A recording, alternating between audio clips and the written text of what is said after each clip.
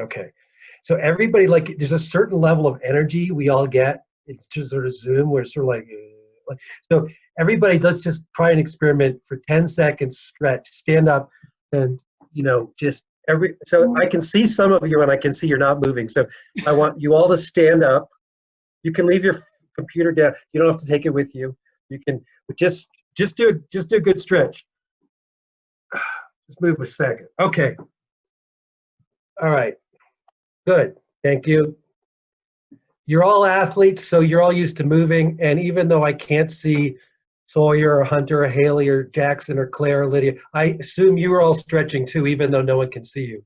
And this is an honor code thing. It is being recorded, and there actually is a secret camera, even though it says you're. No, that's not true. But anyway, just yeah, good. A little bit more energy. So I do have some PowerPoint. I'm gonna whip through pretty quickly. But if anybody has a question or disagreement or wants to push back on something I say, please shout out, raise your hand, whatever, because it'll be a lot more interesting probably than whatever I had planned. So here we go. Share this screen. Share. And hopefully you guys can see something. Can you see anything yet? Yes? Okay.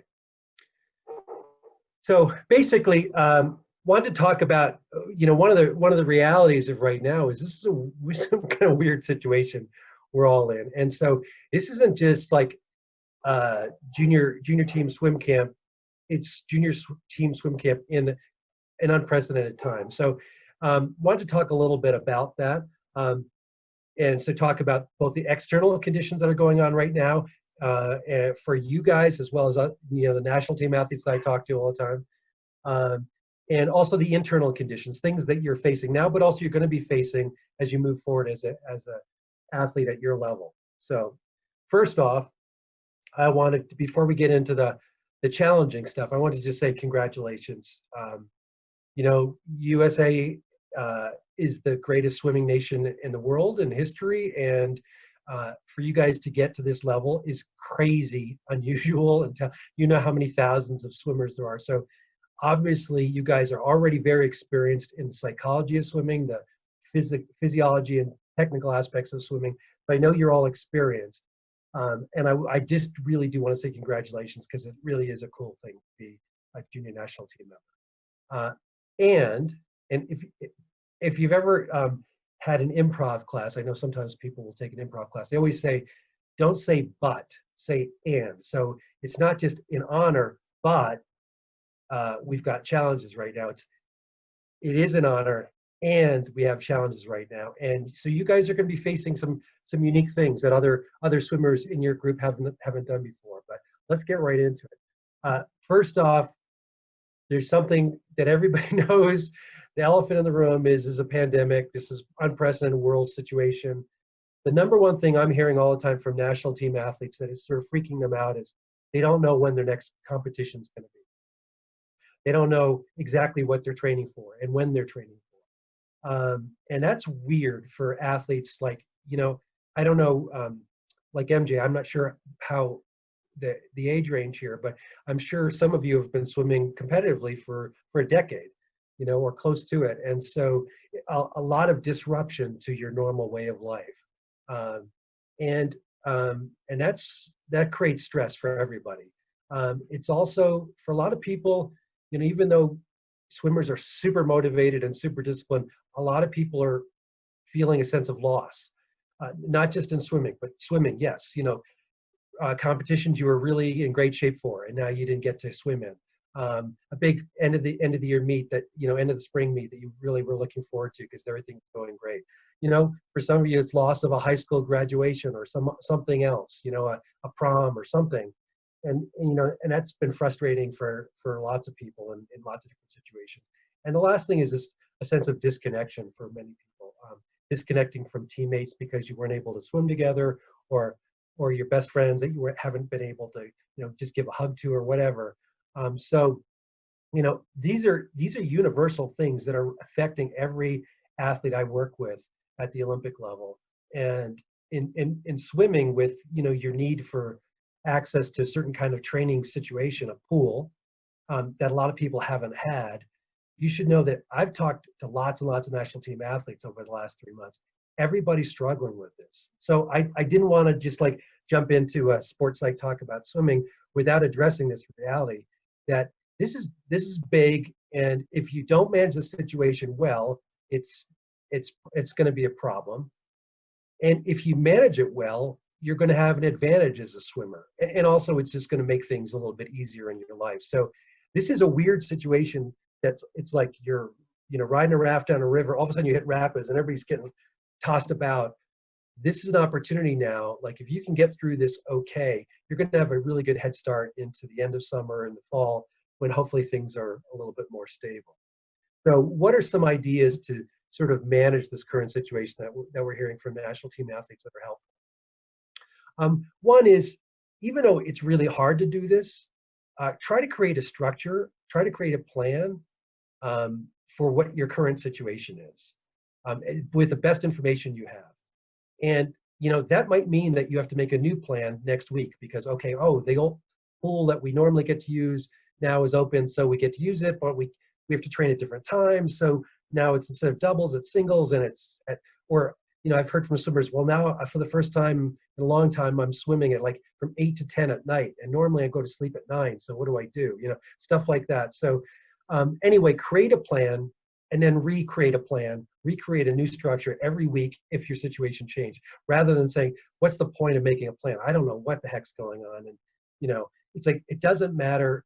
Just create a plan, create a structure, because swimmers in particular thrive with structure and plans. And so just build a new plan and keep on rebuilding it as, make a beta version and so on and so forth. So a second thing that's been really helpful for a lot of national team athletes who are really ready for the trials, which are going on right now. If this hadn't happened, we'd be right now on the second day of trials. Rather than focusing on the loss of that and the opportunities that you had, the people who are doing best right now have already just sort of recognized, I got to write a news story. I got to create, okay, wow, what's my news story when I come out of the pandemic and I'm going to be at a competition. Here's my new situation. I'm going to be stronger, and I'm going to have figured out my underwater's better, and my butterfly's going to be a lot more efficient. Whatever it is, this is now a time to make an awesome news story for yourself in swimming and other aspects of your life. And so, but it's your responsibility to start writing that, and start thinking about what's the cool news story that you're going to have. And if you can't do that, if you're still stuck on the old story, recognize it's like, hey, it's okay to feel bad about the loss, but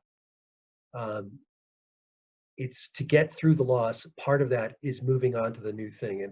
And you're going to have a period, if you're still sort of stuck, you're going to have a period where you're going to be sort of up and down in terms of emotions, but just focus on the new story, and gradually you'll spend more time in a better place, a better emotional place. The last thing I will say, or not the last thing, but one of the other things that is really helpful in this is focusing on your own path. Every time there's a social media thing, somebody shows, oh, hey, the pool opened back up. I'm so psyched to be at 50 meters or 25 meters or 25 yards or just in a pool rather than a whatever. Some people get upset about it because it's not fair. They get this, well, I don't get, and it's easy to think somebody else is a really good situation. And I can tell you, I've talked to a ton of national team athletes. Nobody has a perfect situation. Nobody has a situation they had before yet. And so it really only makes sense to focus on yourself, because everybody I know who gets engaged and starts getting irritated or frustrated because you're a competitor and you're sort of, hey, they're getting a head start. It's like, well, look, we don't even know when meets are coming up yet. So just focus on your own path in terms of getting better yourself. It will relieve your stress quite a bit. And it will help you quite a lot in terms of just staying logical about what you're doing right now. The other two things I just want to say is, one is just stay connected. I know some of you on this call are real introverts. Some of you are real extroverts.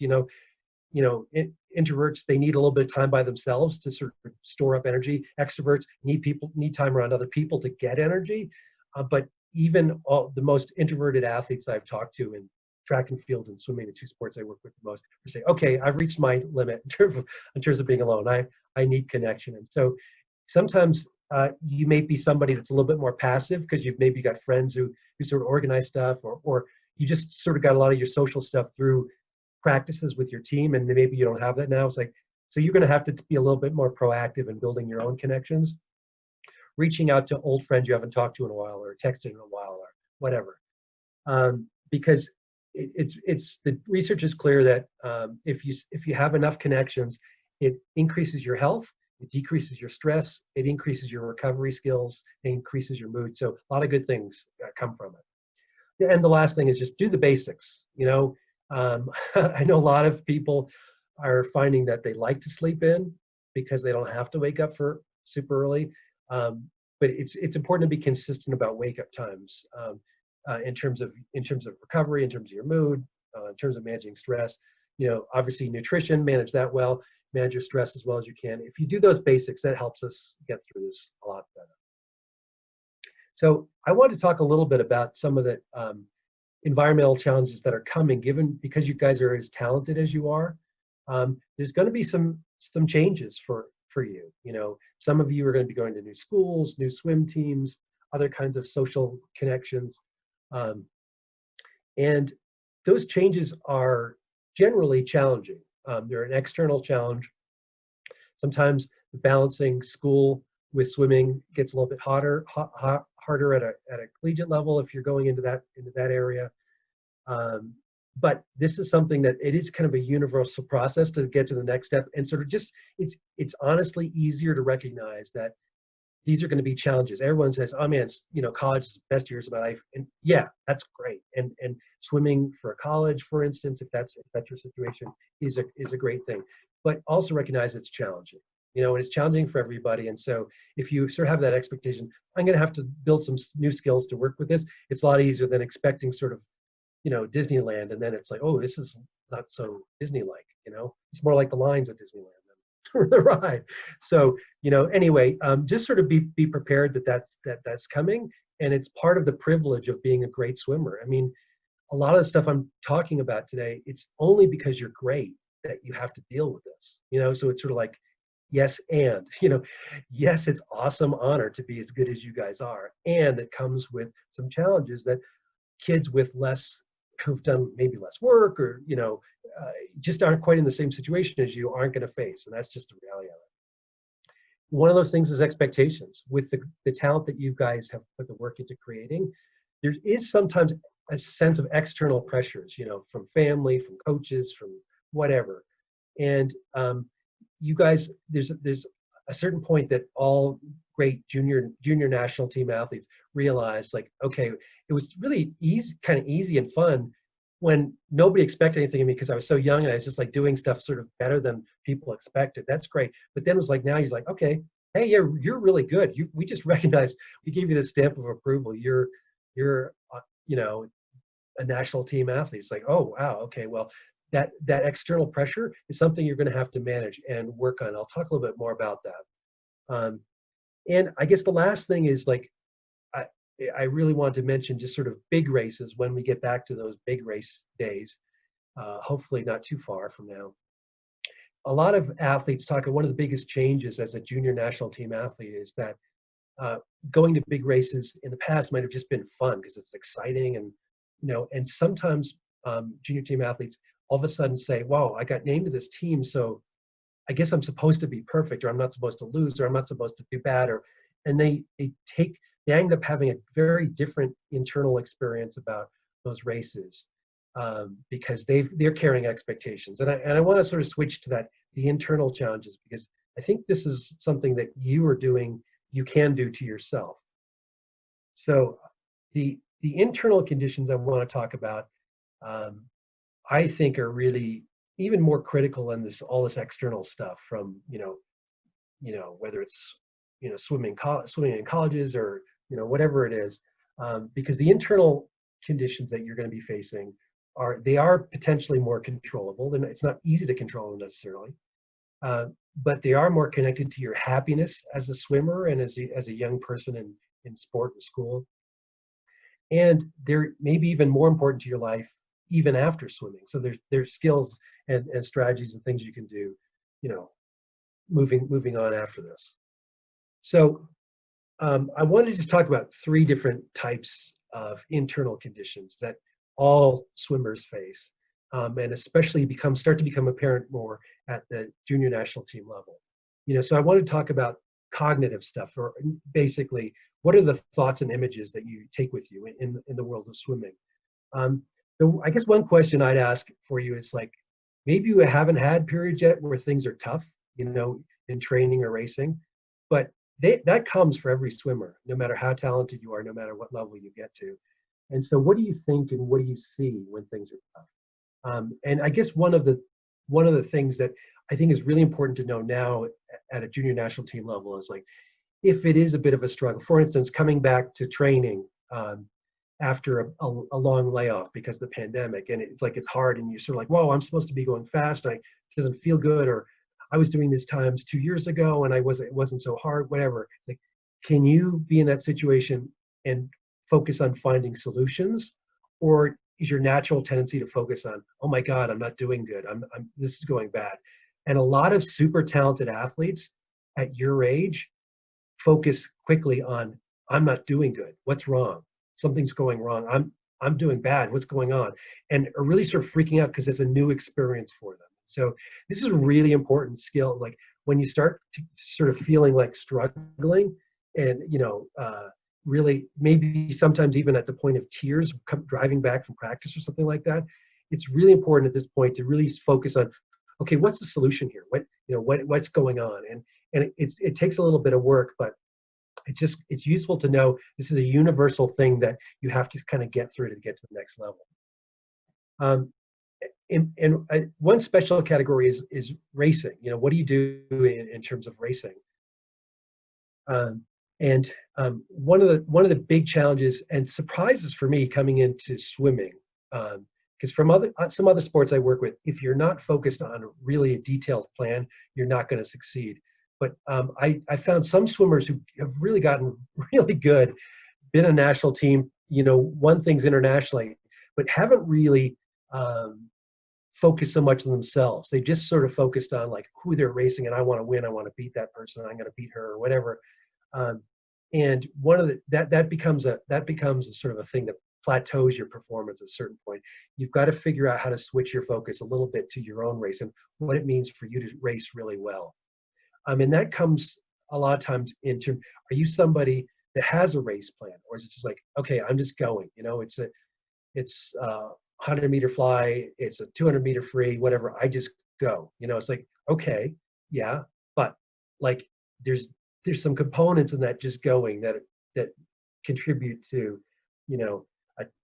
a tenth of a second every 20 meters or something like that, that you can, if you can verbalize and visualize and things that you've worked with your coaches on and integrate that into race day, as opposed to, race, sometimes in training it's also easy because I'm just working on technique but I'm swimming fast times. Like a lot of swimmers who struggle with the racing, it's because they don't ever sort of take some of those same strategies they use in practice and use them for race day. So I would suggest that you get very comfortable, if you haven't gotten to this point already, of talking through a race plan with your coaches, being able to verbalize it to yourself in shorthand so you can use it on race day. Behind the blocks, you're thinking quickly about, and maybe even visualize it. Visualize the race, and like if you take a stopwatch and visualize your race from diving off the blocks to the finish, and you stop your stopwatch on your watch or on your phone, how close is it to your race time? If you can visualize pretty accurately, it really can help you execute the race plan. And the last thing is, do you only think about your times or your finishes, like some sort of qualifying time or something? Or do you focus also on what it means to race well? If you can switch your gears a little bit and focus on racing well and figure out what that means for you, it really will help make a long, successful career.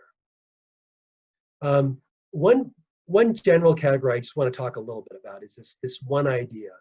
A lot of people before racing, especially big races or races where you have expectations, it's easy to feel your body get all kind of haywire. Some people have to go to the bathroom a lot. Some people, their stomach gets upset and they sort of feel, God, I sort of feel like I need to puke, or I don't feel like eating anything because my stomach doesn't feel good or whatever. Or maybe your legs feel heavy or your arms feel tight. And what a lot of athletes say is, God, I feel nervous. And, one of the things I'd recommend, if you can, is interpret that same physical feeling as excited. So that when you go into that race situation, you feel that stuff coming on you, rather than saying, I feel nervous, say, I feel excited.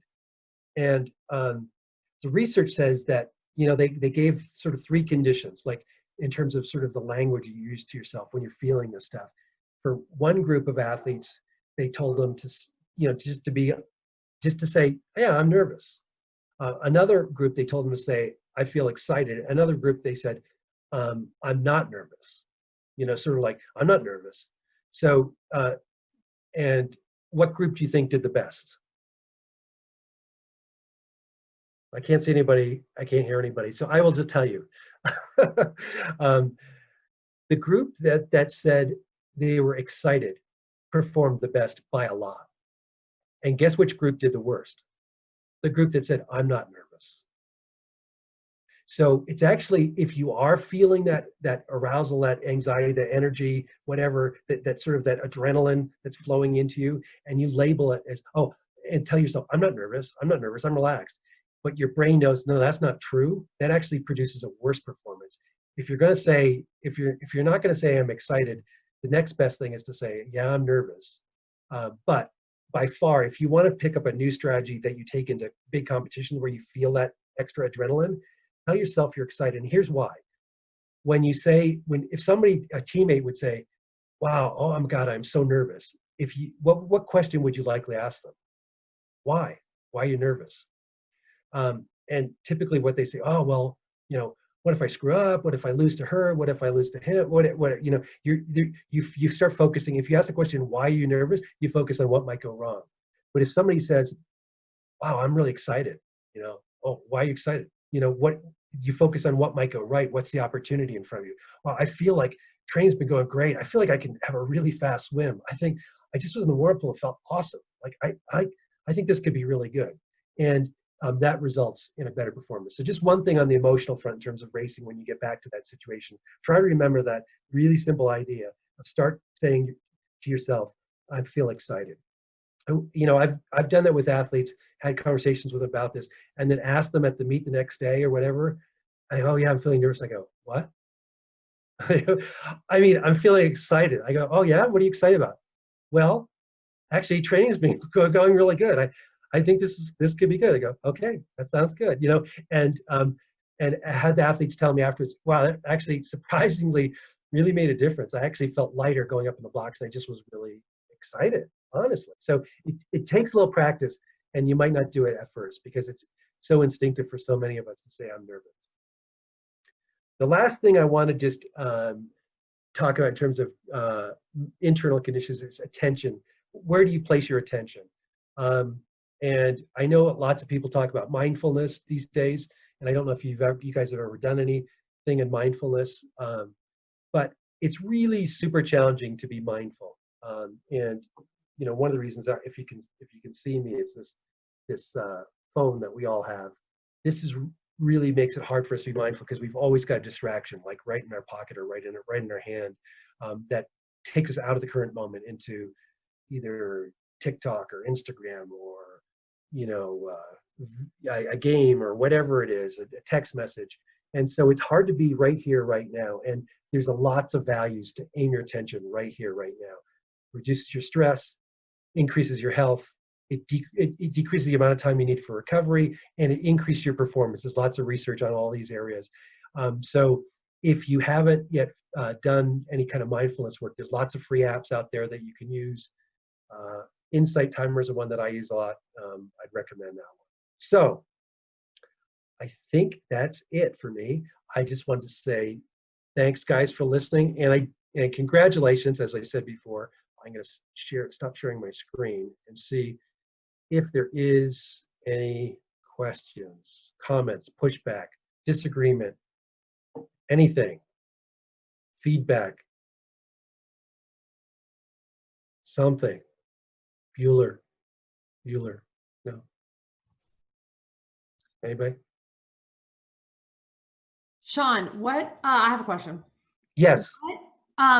For people that you've been working with, I guess people that you have worked with through like a career that you've maybe seen from like when they're starting out early, Yeah, with their elite career, obviously. yeah, yeah, And then as they move through it, what do you note, or do you have any like one or two things that you notice,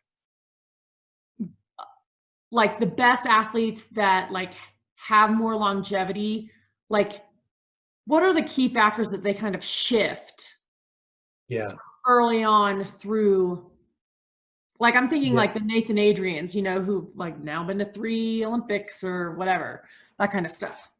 yeah, yeah. It's a great question, and there are typically some shifts in people. Um, you know, Especially the really long, successful careers. One of the things I find is uh, athletes, they do like to win. They really do. It's fun to win, and sometimes they'll express that as like, I hate to lose, but I really, I like to win. But one of the things that tends to and that a lot of times, with especially like with talented young athletes like are on this call, where you probably have a fairly rich diet of success, where you get a lot of rewards for what you do, because like, wow. And probably one of the things, if you're not racing now, you sort of miss it, winning races. um, and if can I tell a quick story that you reminded me of? There's a very famous study in psychology where it was just with second graders, where they had two classes, and they gave them all paper and crayons, and markers, and they said, hey guys, just draw, just art, just for the next few days, we're just going to draw stuff, it's going to be great. So they were drawing like crazy. Kids in second grade, raise your hand if you loved drawing when you were little. Come on. I can see you. Yeah. Okay. So most kids do. And the interesting thing was, one of the classes after the second day, no, sorry, after the first day. So they had one day of just drawing. After the first day, they said, okay, for this one class, for every drawing you produce, I'm going to give you a sticker. And they were like really cool stickers, shiny stickers, fuzzy stickers, smelly stickers, all those cool kinds of stickers you might remember from elementary school. And so they were pretty fired up about the stickers. And then they did that for just 2 more days of like the one class, they just were just drawing again, still just drawing. But this other class was getting stickers for every drawing. And by the end, like some of the drawings were like just stick figures, because they figured out that they could draw for like a minute and get a sticker, and they kind of wanted the stickers. And then after those 3 days, that class that was getting stickers, they said, okay, guys, there's no more stickers, but we still want you to draw. It's just draw.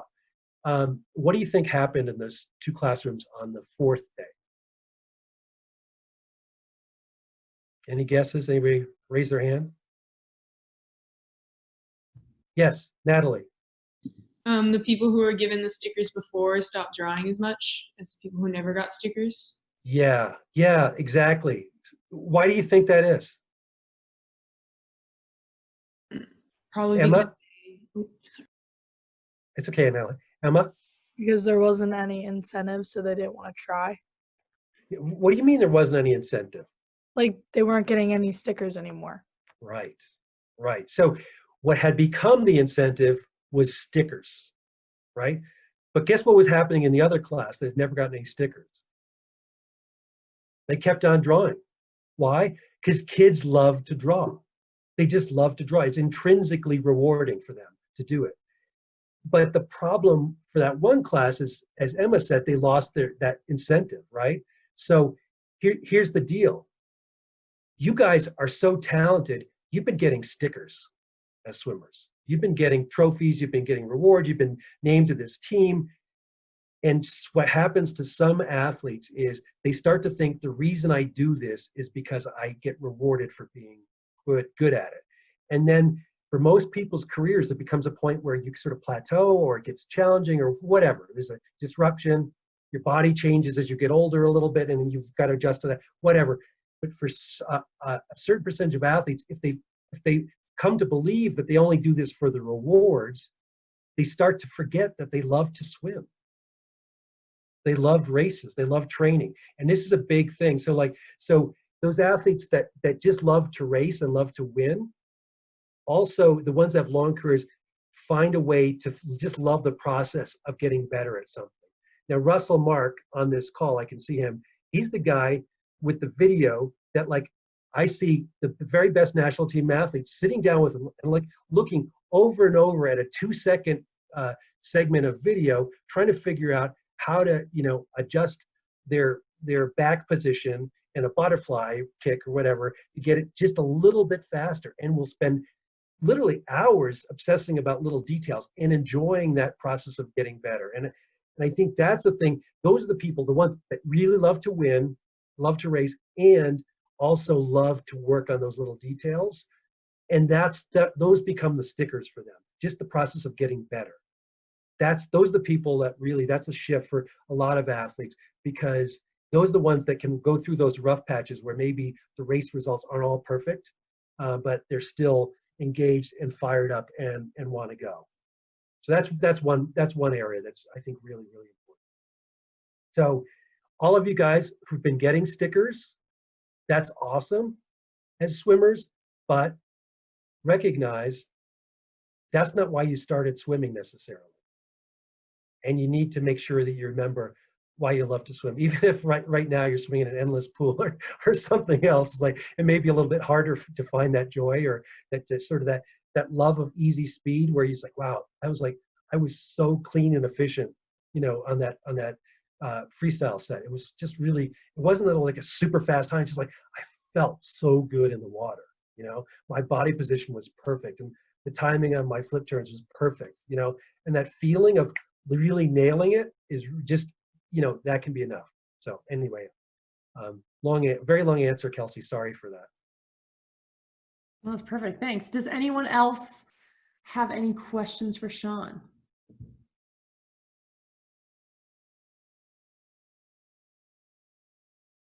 All right. Okay. Thank you so much. Thank you very much. And just in case you guys are interested, what I'm doing next is I'm doing a mindfulness thing for some national team athletes that I've been working with, where we actually do a half hour of mindfulness. So it's not just, I'm not just saying it, a lot of national team athletes are doing it and really liking it, where we just do, you know, we just focus on our breathing basically for half an hour. And we other do some other stuff like imagery of underwaters and things like that. So there is mental work you can be doing right now, even if you're restricted from some of the physical work. And it is something that it's a never-ending process of getting a little bit better at this. So I'll get to that, but enjoy the rest of your camp. And once again, congratulations, everybody. It's awesome to see you guys. Take care.